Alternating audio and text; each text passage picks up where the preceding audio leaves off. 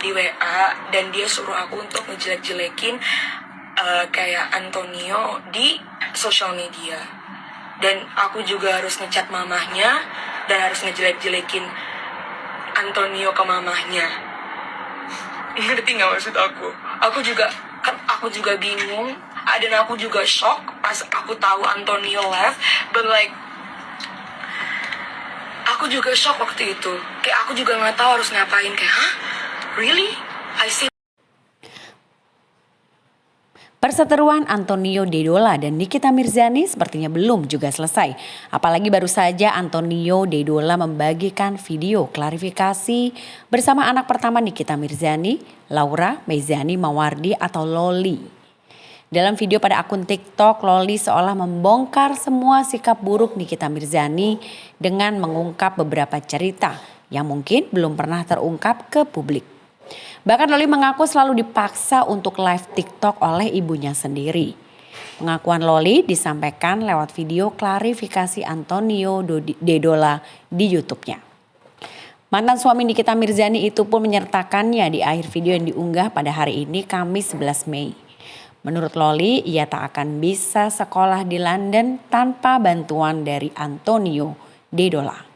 Hal tersebut karena Nikita Mirzani selalu mengancam tidak akan membiayai sekolahnya jika Loli menolak untuk melakukan live TikTok setiap hari.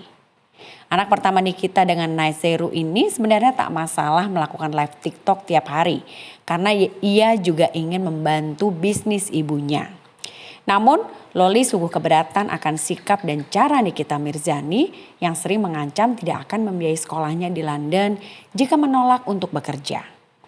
Dan gara-gara hal tersebutlah Loli dan Nikita akhirnya sering bertengkar. Namun kini Loli pun berterima kasih pada Antonio Dedola yang membantunya agar bisa bersekolah di London seperti sekarang ini. So, and then Tony offered to pay for my school and in London and even adopting me.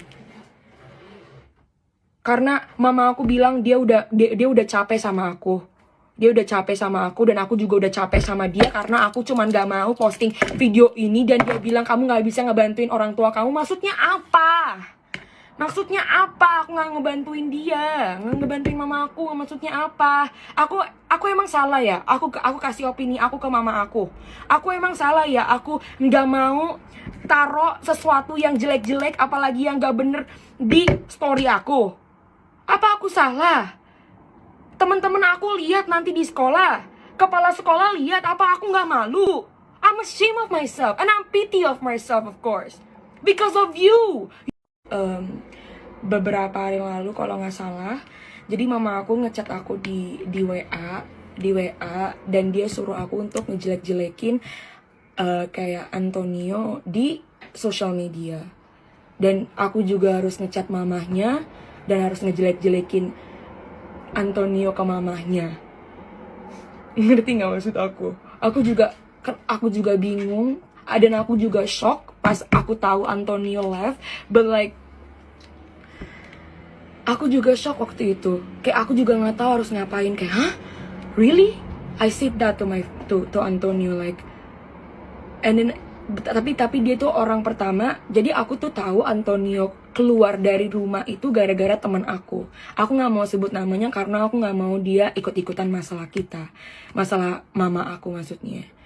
Jadi ada kayak 2 orang yang kasih tahu aku kalau, bukan 2 orang sih, lebih ke 1 orang yang kasih tahu aku kalau Antonio itu udah keluar dari rumah. Dan aku shock karena kayak aku tuh emang sedekat itu sama Antonio. Jadi kalau misalnya ada apa-apa pasti dia bilang ke aku, dan aku juga kalau ada apa-apa pasti bilang ke dia. Karena kayak bener-bener kita kayak sedekat itu, kayak best friend gitu loh, ngerti gak sih?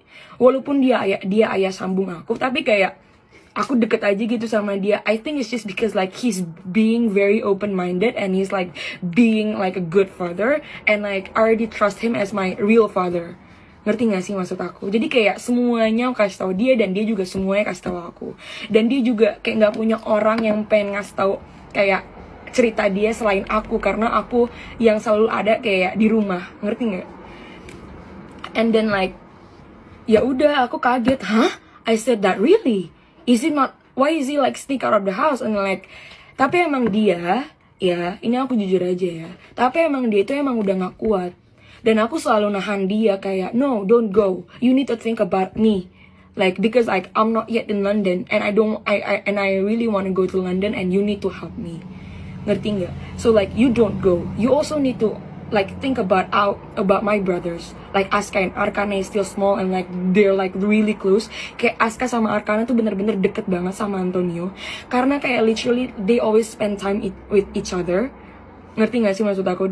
They're always like spending time with each other. Kayak Antonio anterin dia sekolah, kemana-mana kayak ke sekolah, kayak kemana-mana selalu together. Ngerti gak maksud aku? Jadi kayak apalagi Arkana itu kayak bener-bener dikit-dikit, where's papa? Where's papa? Papa, papa, papa.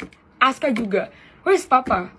Where's papa? Papa, papa, papa. Karena emang kita itu yang bener-bener deket banget sama Antonio. Ngerti gak sih? Karena kayak Antonio itu selalu ada buat kita.